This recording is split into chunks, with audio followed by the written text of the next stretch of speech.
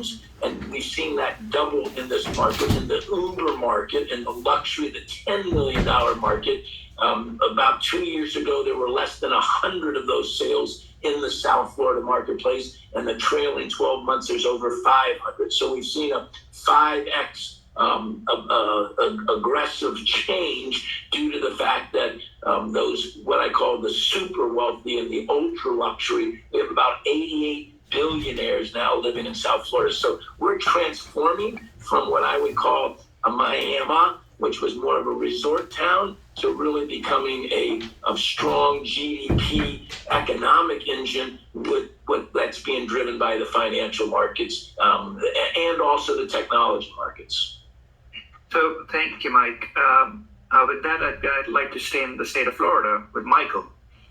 Well, I think unlike Mike, we aren't having major corporate moves, although that we are now in the St. Petersburg marketplace with an incredible new condominium of 300 residences that will be the tallest building on the residential building on the west coast of Florida. And St. Petersburg is seeing corporate moves. But Sarasota and the 3 counties that are our base are seeing the entrepreneurs who can live anywhere. They can work from anywhere.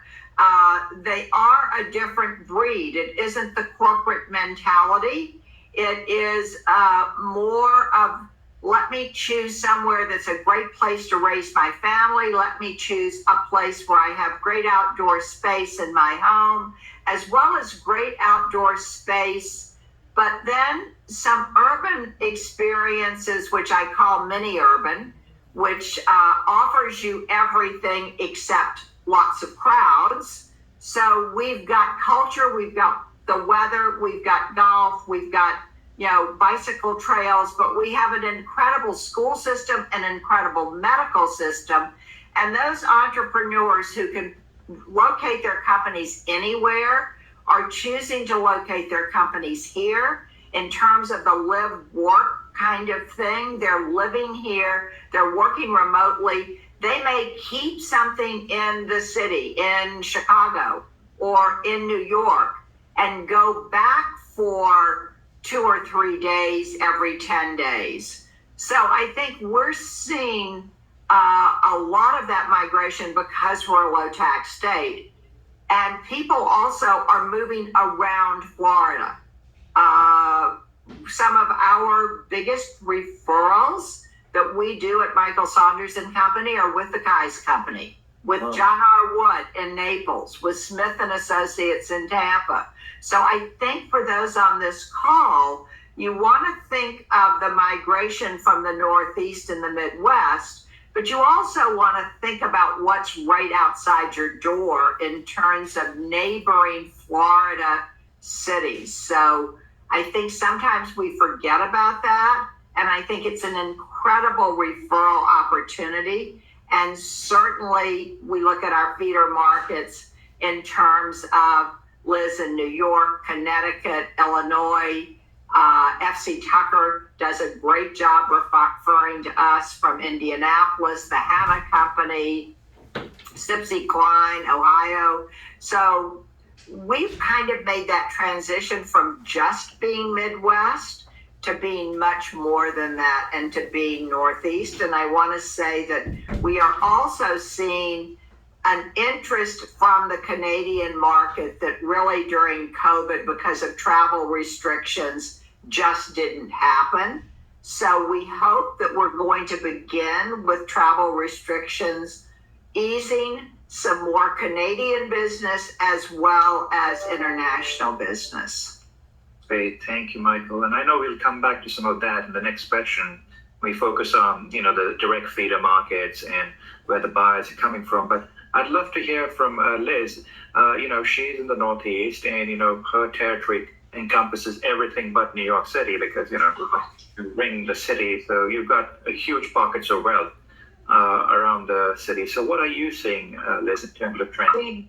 We do, sure. Happy to share some stats and information. So luxury home sales in our market, which of course again is Westchester County, Putnam and Dutchess counties of New York, Greenwich, Darien, and New Canaan of Connecticut posted double-digit gains in the third quarter and year-to-date, with nearly every price range realizing an increase.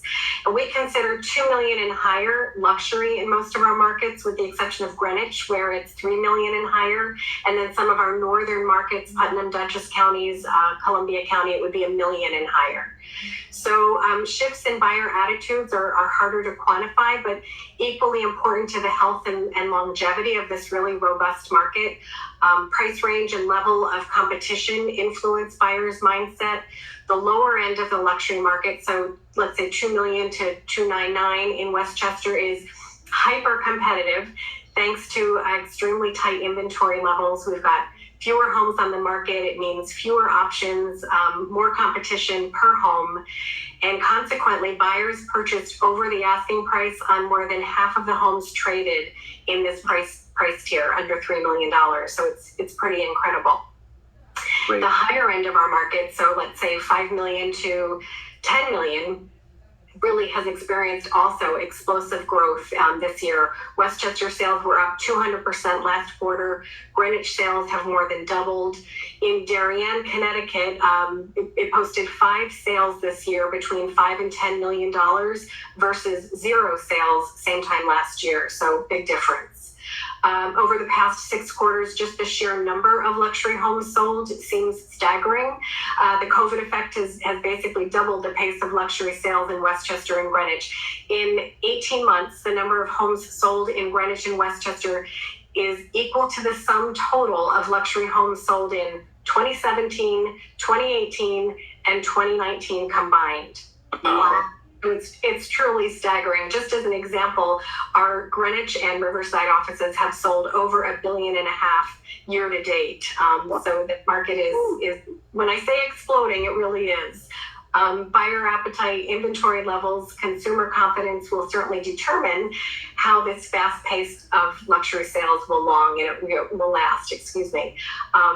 Since COVID, real estate has become increasingly an important asset class for high net worth individuals. It offers diversification, hedge against inflation.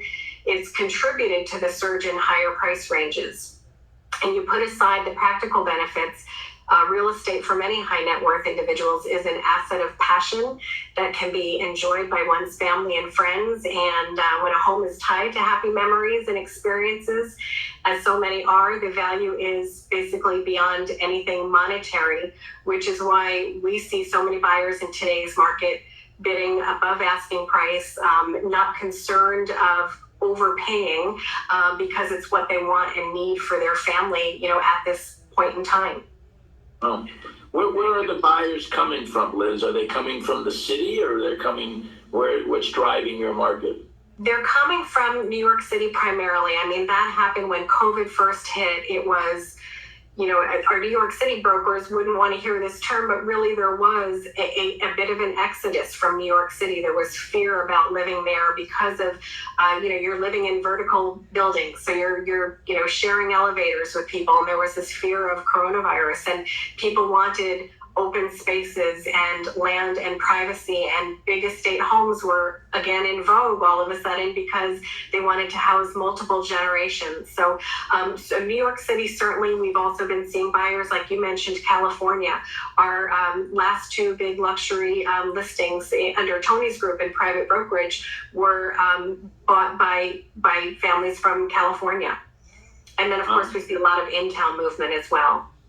And really, Nikki, California has found Sarasota as well, but they found properties here a bargain. So that's the good news. They look at our prices versus California prices, and they think, oh my heavens, look what I'm getting.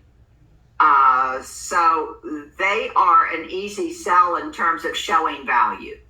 Great. Thank you, Michael. So, Mike, let's go back to you, because you asked Liz that question. Let's ask you, where are your buyers coming from, and who are your feeder markets, if you could pinpoint them? Yeah, our Miami market, obviously, historically, the wealthy came from South and Central America, Colombia, Argentina, Venezuela, and you guys all know the crisis. So whenever there was crisis, the the Miami market was a great opportunity for the reasons kind of what we're hearing is they wanted to have a safe and secure place, have an exit from the dilemmas in their country and opportunities here. In the COVID environment and due to the constraints of immigration and travel, we saw that numbers drop dramatically in our Miami market, what in turn helped. And I think everybody needs to realize that, and Michael said it succinctly, 85, maybe 80% now, but 80 to 85% of the moves are local. So within our Dade, Broward, and Palm Beach market, we're seeing the Dade County, Miami market that has risen in price dramatically, and $1,000 a foot is more common now. They're moving to Broward and Palm Beach, and so there's this movement north to a less value, even in the Martin and St. Lucie County. And then obviously we talked about the other movements within the state. I was just in this office right now. I'm in our Fort Lauderdale office and going to a meeting here after, and met a client that just said moved from Memphis. He's with a big company and just got relocated, and I'm sure it was a relocation from probably our good friends Cry Light, and just loves Florida. I said, well, you can kick your heels all you want, but this isn't Memphis. And he agreed. So there's a vibrancy and a lifestyle that's good. So we are seeing definitely the Northeast, the Boston, the New Jersey, the New York markets and Connecticut markets. We saw an acceleration of that. They've always been trickling down. Billy Joel wrote about that. And he said before we all moved to Florida, well, they definitely are moving Florida. And we think is it the sixth borough, the seventh borough? How many boroughs are there? You know what I mean? So, so we're the sixth borough of New York. So there's no question that there's a strong connection because of our I-95 and access to planes, and it's a 3-hour plane ride to get back there, almost a commute for some people. So that's I'd like Michael also to take a stab at that question, but also answer this. Are these people who are relocating, are they buying their second, third, fourth homes, or are they getting rid of their primary residence in this market? Well, I think that we talk about co-primary residence. I mean, I think that we're finding more people have 2 large residences, and they quickly, with COVID, really just got here as quickly and any way they could to have the space, to have a place for their children. But to go back to Mike and Liz, I really think some tips for our agents. We all have fabulous relocation directors and fabulous relocation teams. And they are happy to share where we are getting from our feeder markets companies that are sending us business. And I would say that when they go to conferences, we send our agents to conferences with a list of all the brokers from our feeder markets. We ask them to reach out ahead of the conference, arrange a cup of coffee, arrange just to be in touch with them, because there is nothing better than the connectivity that Luxury Portfolio and Leading RE offers us and to our agents. There is no other competition. I don't care whether they're franchises, whether it's whoever it is, that offers what we offer for agents to get together, form relationships, work with relocation departments. It's one of the first things most franchises and big companies get rid of is their relocation, or they don't even start a relocation division. So I really think if agents are on here for tips, it's a really great tip, because not only is it incoming referrals you want, but they all have houses to sell when they come here. So you can do outgoing referrals as well. So I just think that the network is so powerful in terms of the connectivity and how, Mickey, you and your team promote that connectivity. You keep us linked together for luxury hour talks. And so I didn't answer your question. What was your question? No, the feeder markets, but I think you did allude to the fact that, you get your clients from within Florida, but other states too. Well, really, I mean, at properties in Baird Warner in Chicago, huge incoming referrals, as well as Indiana, Ohio. But then the Northeast, as I said earlier, we weren't known to be the place for Northeasterners to come, but we are being discovered, and we are on the radar of those from New York, and they love the access to culture.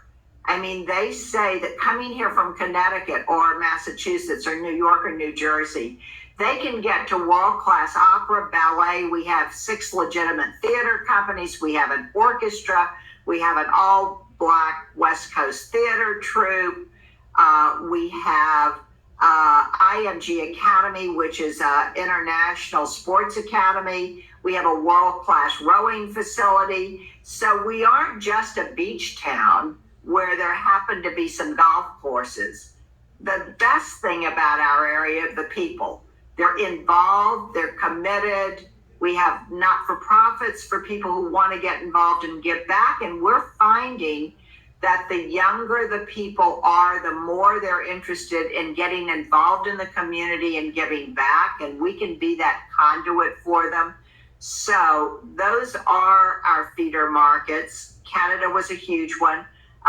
We are happy with that coming back. That was our #1 international market, as opposed to South America for Mike. I have not really addressed what Liz and Mike did. We have seen huge increases in all price ranges. And if you had asked me in August, I would say what you don't see here is inventory. But I am happy to say that since Labor Day, we have seen an increase in inventory in all price ranges. So that is the good news for people who were here right after COVID and couldn't find anything and were tired of multiple offers. We do find a little bit of a few more longer days on the market. In the under $1 million, we still have only about a month's supply. But then when you get $1 million to $3 million, we have about 3 months supply. And over $3 million, we have about 6 months supply. So we're not frustrating buyers as we did, 4 or 5 months ago. They are finding that it's time to come back because they know they want to be here. They just want inventory and choices. And now we are seeing some of those choices. So we still are an extremely strong market. Almost 60% of our sales are cash. So that's a very high number. And people are, as Mike said and Liz said, looking at this as an asset class, not just to put their money, but to raise a family, have fun, emotionally connect to a community, and have it all. Great. Thank you, Mike. That's great. I mean, Liz, if you could address that as well, your feeder markets, and also just, what Mike and Michael alluded to in terms of the referral opportunities for you. Yep, sure.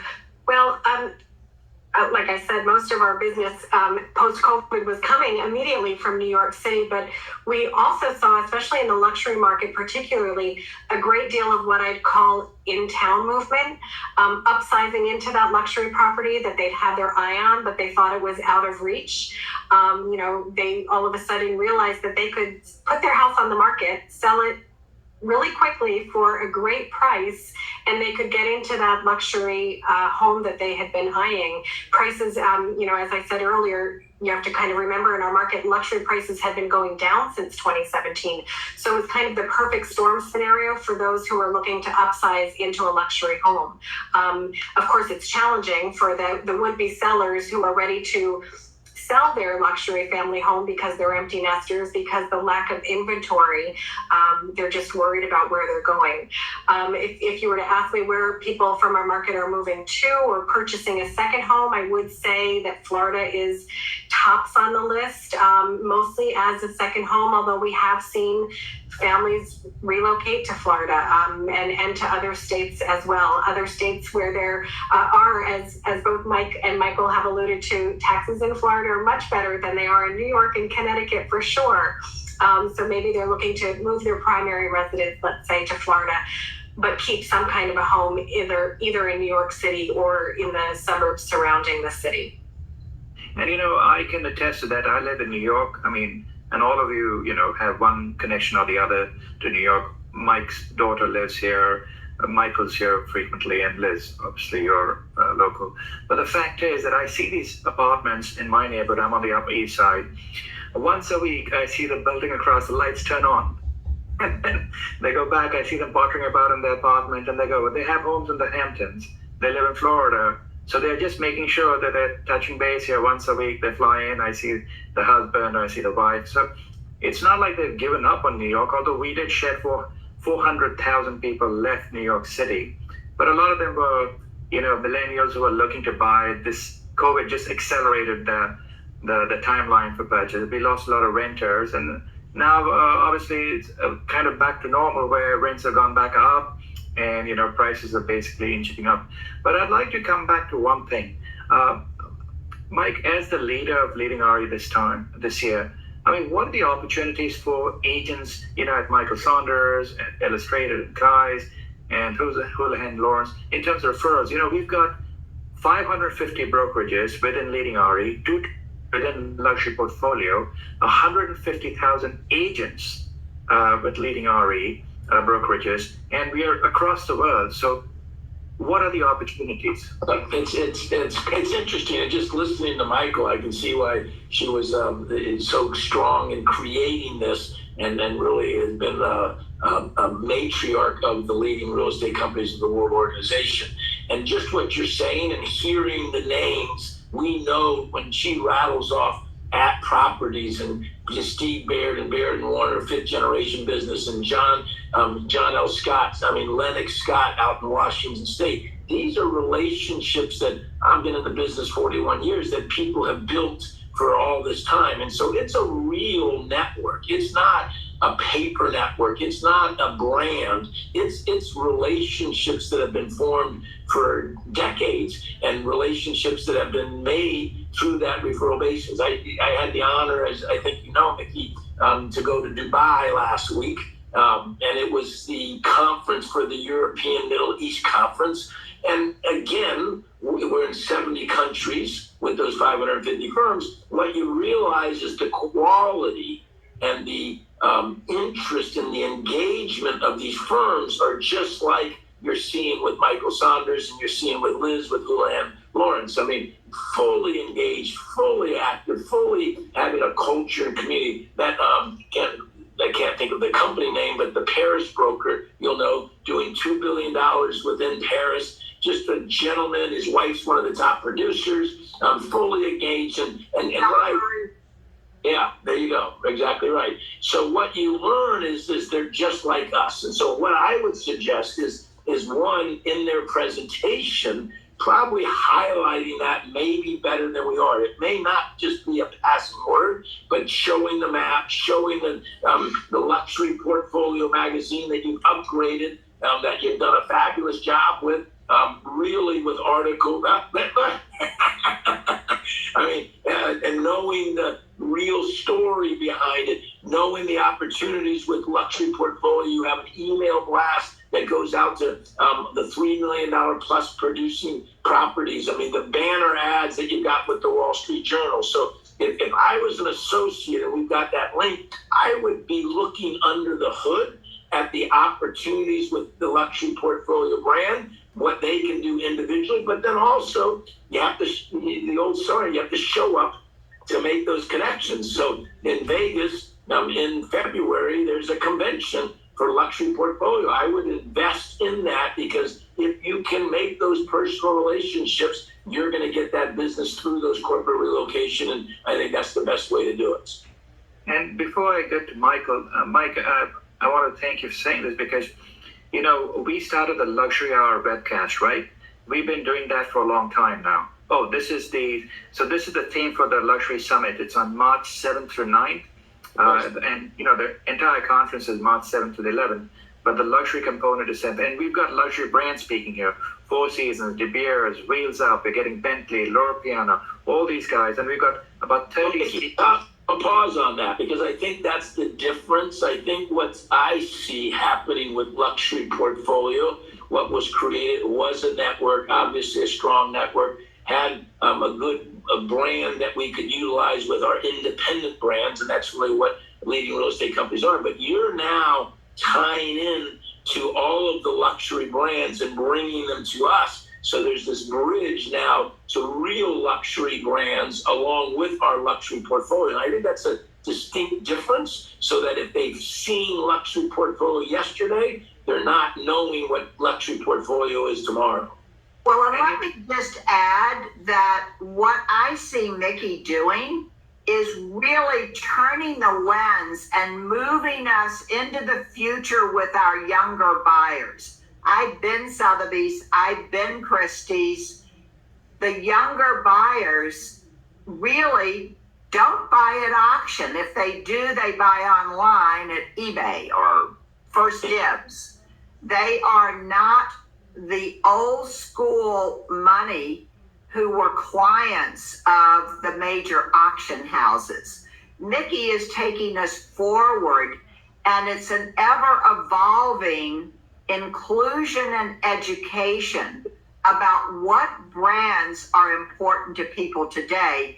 And I think more important than that, what Mickey is really, what I'm getting from it is that brand, local brand is important. A brand based on trust, a brand that has been in the community for years. And you've got Mike, you've got Houlihan Lawrence, Kai's, Illustrated, and Michael Saunders and Company that, didn't arrive yesterday. We've earned our right into Leading RE and to Luxury Portfolio International by performing in our markets. And I think that's important, that Luxury Portfolio and leading real estate companies of the world are just that. It's the leading companies in the market. So I think that that's what makes us so special. And I think that we have to elevate the real estate experience. We have to differentiate ourselves, and we can do that with Luxury Portfolio International. And I'll mention this because we hosted a masterclass with Michael 3 weeks ago, and Michael was gracious enough to host, I think, about 110 people on day 2 of the masterclass. But the evening before, we had a cocktail reception for the top producer at Michael Saunders and Company, and we brought Saks Fifth Avenue's GM for the area, and we also got Bentley Motors to come, and they sent their top dealer. And I remember I was one of Michael's assistants was driving me to this Ritz-Carlton, and we got lost. So I saw this Bentley up. I said, and that was the converters. I said, I give you a bet that's going to our venue. I said, just follow the Bentley. Let's tail it. And I mean, that is how confident I was of our brand values. Sure enough, it led us straight to the Ritz-Carlton Beach Club. We went there. Now, here's the interesting thing. I followed up with the GM of Saks Fifth Avenue. We introduced them to Michael's agents. Michael's agents were energized. There were raffles. I interviewed the GM, and people asked questions. You enmeshed yourself in your local community with the top brands. They have decided, a lot of the agents said that we want to see Saks at our listings, have vignettes, showcase some of their merchandise. Saks is looking to do some stuff at their restaurant with these agents, these top agents. And the best thing was, one of Michael's agents placed an order for a Bentley. Wow. Not a $300,000 car. Yeah, they haven't told me that yet. They're on way too high a split. But the fact is, this is what Luxury Portfolio is doing. We are it's educating, it's upskilling. Just like you're a physician, every 2 to 3 years, you need to upskill yourself, right? You've got to pass those exams again just to make sure you can hold the scalpel and you're not shivering. right? The thing is that you got to make sure that you upskill yourself. You've got the network, you've got the education, we've got the tools. We're completely upgrading all our marketing material, digital. The website's totally different. Conferences. This luxury hour that I mentioned earlier, the webinar, I see a lot of your 3 agents on it. From January through now, we've had 7,500 agents and broker staff sign up. And it's not even the end of the year.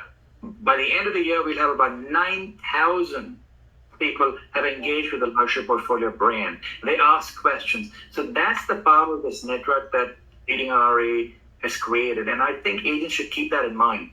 With that, I'd like to come to Liz. Liz, if you could give us an idea of what you see for 2022, what's the outlook looking like? Geez, well, I think we're going to see continued low inventory, but steady buyer demand, though not at the same pace that we saw earlier this year. I think home prices will continue to rise, but not at the double-digit rate that we saw in the last 12 months, at least in our market area, because I still think that the biggest challenge that I think we'll all face is how we would get those would-be sellers to list their homes when they're unsure of where they'll go and what they'll be able to find in such a tight inventory market, literally everywhere and in all price ranges. So I think that's going to be the challenge for all of us moving forward is inventory. And Getting people to budge. And Liz, the one thing I'm always reminded is look out for the generational handovers and the generational change. Who's buying these properties, right? And if you're a baby boomer, the oldest baby boomer is 75 years old this year, right? A lot of these folks are now looking to downsize or right size, right? And I was in New Orleans this week with one of our members there, Lada and Bloom. And what they're seeing is exactly what you're saying is within the same market, they're moving from a 6-bedroom home to a 4-bedroom home to a 2-bedroom home. So they're still staying in the same city, but they want to downscale. Youngsters want to upscale. So we see that movement there. In Florida, Mike, coming to you, I mean, obviously, you get a lot of people who have succeeded in life and want to enjoy it. And then obviously you have a slightly older demographic who is buying their 3rd, 4th, 5th home there. So what are you going to see, what's your outlook for 2022? Not just in your market, but since you have a bird's eye view of the network. Yeah, I think listening to Liz, it was shocking numbers to think that they sold more properties than they sold in the 3 years previous. Is that what I heard, Liz? Luxury properties. Right, but 17, 18, and 19, in those 3 years, in the last year, you sold more than you sold combined in those 3 years. So I think we've already seen, the numbers have shown us that the peak and the surge and the acceleration probably happened in the second quarter of this year. And so you look at the numbers and you look at the luxury market and the overall market. So we definitely have shifted down from that intensity as you're hearing. And you're not going to continue to do the same numbers that we said. You can't keep that pace up and you can't keep those double digits. And I don't think that's healthy. Saying that, if you look at 2019, we're definitely above those numbers. So it's still, I say that if we were flying a plane at 30,000 feet pre-COVID, and that was a normal market first quarter of 2020, the wind took us up after the opening of the COVID to probably 40 and 50,000 feet. So we may be dropping back down to 40 or 35,000 feet. So we're still stronger than we were, and we're flying higher than we were, but we're not going to keep that intensity that we were there. So my thinking is I think we need to pivot. I do believe properties are going to stay on the market longer. There's probably going to become more expired properties. How you promote, we're going to have to do more print, maybe more advertising, spending more money, investing in the tools and the programs to be able to keep the interest of the seller as it elongates. Michael said ours was 6 months for the uber luxury. Ours is 10 months now. So there's 10 months of market supply. So you start saying, so I think if I'm shifting, if I'm thinking, am I community oriented? Am I into the arts as we heard? Am I marketing specifically into those markets? Am I playing in that game? But then I'm going to need to probably sharpen my tool on marketing and utilize the tools better than I had to in the past 6 months or a year.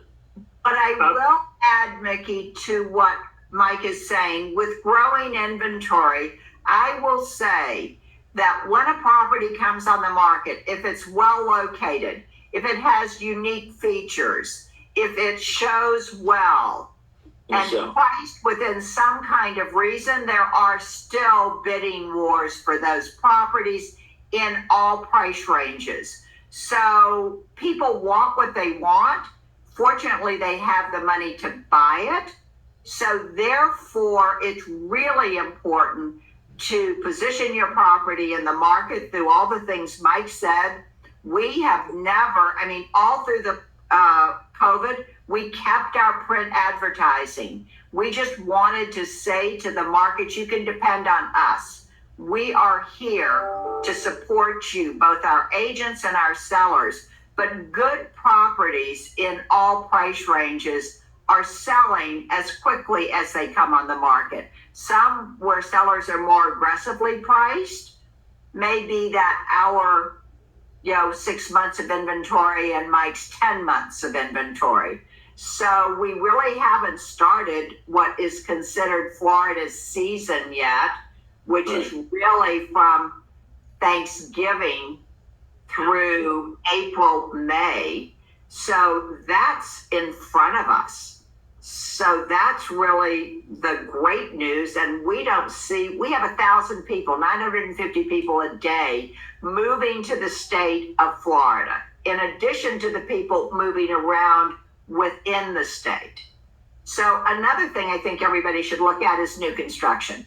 We are fortunate that we represent developers. We have a branded St. Regis that we are marketing on the beach on Longboat Key, which offers 69 incredible residences. We still have some available. We are now in downtown St. Petersburg, and the demand for new has been overwhelming. People love new. So I don't think agents should forget new construction if you can find it. Excellent. Thank you, Michael. Liz, coming to you, if you're a luxury agent or you want to be a luxury agent, what tips would you give to, people who are listening, if they want to get into a higher tier? I know your market's slightly, higher price than most, we get for ceiling of one, but, Liz, what is your average price? Just curious. What is your average price? It depends. County-wide, let's say for Westchester County, it's in the probably high 7s, low 8s. As a company, our average sales price year to date is about 1.1 million. Congratulations. That's quite exciting. Who would have Right. Gosh, the advice I would give is really, know your inventory, first of all. Go to all of your broker open houses, study reports on what's happening in the markets that you serve. Make sure you know enough to be able to speak intelligently when you're at a cocktail party and someone asks you, how's the market? Because that's always a topic of conversation.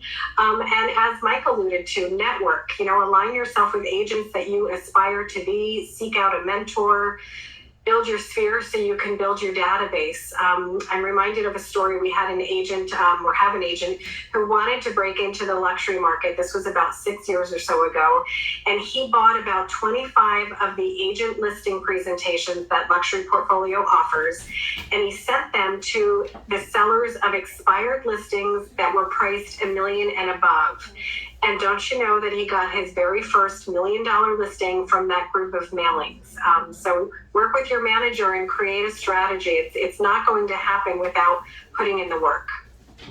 And, Liz, thank you for that, because Luxury Portfolio has reinvented the listings presentation box. It's completely different. It's more luxury, there's a die-cut feel to it. I don't have it with me. It's at home. But the fact is, it's so beautiful, and it looks like a product from Hermes. And I'm sure Mike knows. It's fabulous. Yes, sir. Thank you. Presentation is stunning. So we are working to make sure that when you, as an agent, go to these presentations and the listings, and you're not just one of the many. that even the shopping bag, because that really is what creates an impression. The shopping bag alone costs us $10 to make. Forget everything else. But we model it after the best of the best. So we are not holding ourselves to compare ourselves with our competitors. Our competitors, our inspiration is Hermes, Cartier, Louis Vuitton. And that's who I always, when I talk to agents, I said this to Michael at a masterclass. I told those guys there, I said, look, you might look at the other guys there, but I said, we consider ourselves the Cartier of luxury real estate. Do you want to be the Cartier or do you want to be the McDonald's? Do you want to be a McDonald's franchise or do you want to be a Cartier? Now, I was at an event this week at Ladder and Bloom in New Orleans, so I had to amend that because I realized it wasn't apples to apples. So I had to say, do you want to be the Zales of luxury real estate or do you want to be the Cartier? Which is how you have to think of yourself. Like, you mentioned the asset class. I mean, this is literally the most expensive piece of asset a rich person or affluent person will have other than art and maybe exquisite jewelry. I mean, these are only 2 or 3 asset classes that match real estate. And you can hold on to this, right? You can live in it. So anyways, coming to you, Mike, I mean, what tips would you offer agents who want to go to the next level? And if you can offer some tips in terms of tools of LPI that you like. Yeah, I think Liz said it so well. I think there's no question knowledge and expertise is the differentiator. So going to your classes online, getting them. We just brought in another luxury class through the National Association of Realtors. So getting the dialogue, getting the brands, understanding the information, knowing the market, just be right. But I think most importantly, they want to think of you as a peer. Not that they want to think that you're knowledgeable and engaged. So I think the arts, figuring out where you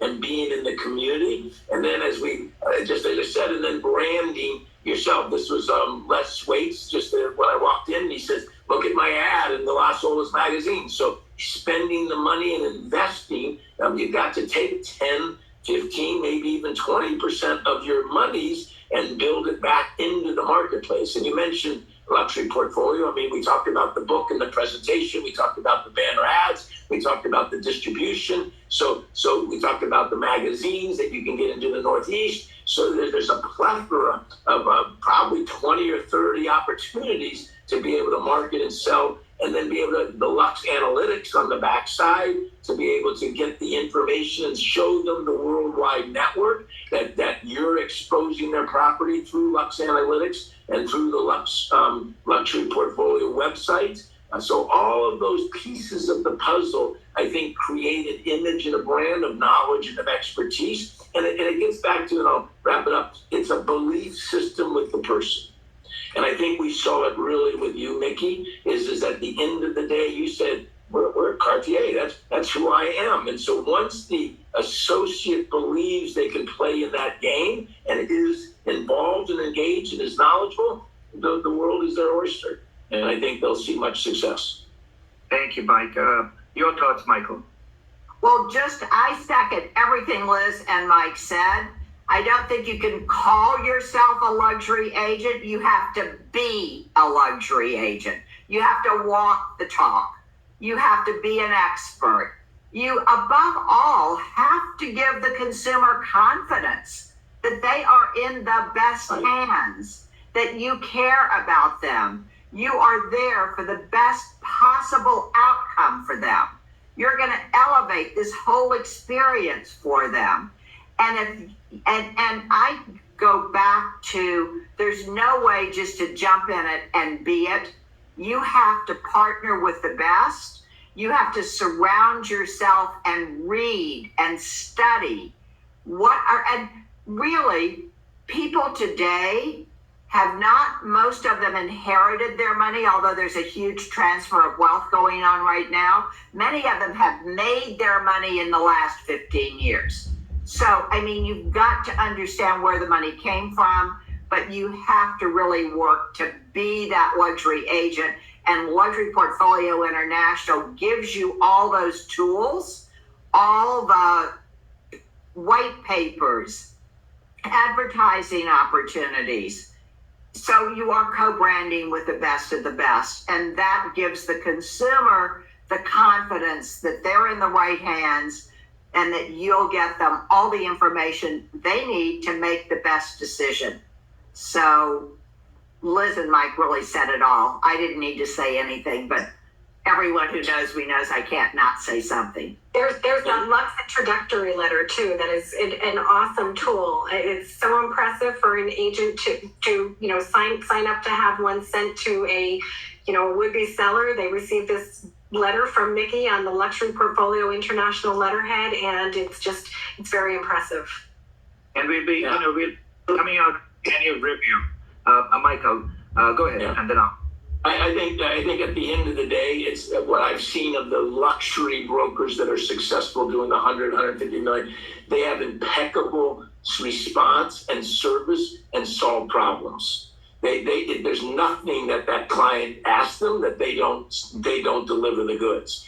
Construction, opportunities, getting into ball games, getting into golf, but they're just almost a concierge somewhat for that client and the go-to person for that client in a lot of ways. And so if you think it's almost the Ritz-Carlton, as we heard earlier, I'm here to serve you at all levels. And I think that then builds that trust and confidence that Michael was talking about. I think the main thing is adjusting the mindset. That is important, right? I mean, we live in very uncertain times. People are looking to you, the agent, as a trusted advisor. Right. That is the most important. It's relationships, trust, it's the brand. You have the best interests at heart. At the end of the day, you're very close to their relationship with their physicians and their financial advisors. I mean, you want to be up there in the top 5 relationships that they have that are beyond the family and friends. And if you can connect the network of friends, then you're even closer. Right. We have exactly 3 minutes left. Any questions from the audience? All right, I'll ask you. You got 30 seconds each. Let's start with you, Mike. Words that you can think of for 2022. 1 or 2 words you throw out there that you feel agents should focus on. Yeah, engagement. I think we've been in a period of confinement. I think it's time to move back to engagement, face-to-face, eyeball to eyeball. And maybe, I know people are still concerned, but I think there's going to be a refreshness. We're in the Dolphin Cancer Challenge. That was in the meeting last night for the board of directors. We have 250 people that raise money for Sylvester Cancer. And the board member said, this is so refreshing that we finally, after a year and a half, get to be together, because the interaction and the personal touch and the communication doesn't happen in the virtual world. So my word would be engagement. So that's Mike's word, is engagement. Your word, Michael. My word would be trusted advisor, communication, and care. Show them you care, over communicate, be the trusted advisor. Great, thank you. 3 words. And Liz? And mine would be relationships, which is kind of, intertwined with all of what Mike and Michael just said. Build those relationships. Great. With that, I'd like to thank all of you. This has been a fabulous 1 hour. Folks, we'll be recording this webinar, so Liz Noons from Illustrated and Ties will basically be in touch with you, and she'll send you the links. But so what a fabulous way to kick off our afternoon. So thank you so much. Thank you, Mickey. Thank you, Liz and Bob. Thank you, Liz and Mickey, for taking the time. It was an honor to be here. Agents for being on this call. Trusted advisors all. Definitely. And, Thank you all. There's an agent summit coming up too with the conference week. So if you could just pull the slide back. This is another agent summit that is beautiful. We've got a good agenda coming up for this at conference week. So folks, thank you so much for your time today. And obviously you're free to reach out to all our speakers. Mike, thank you. Michael, thank you. And Liz, thank you. Wish you good luck and a fabulous holiday season. Thank you very much. Thank you. Bye-bye.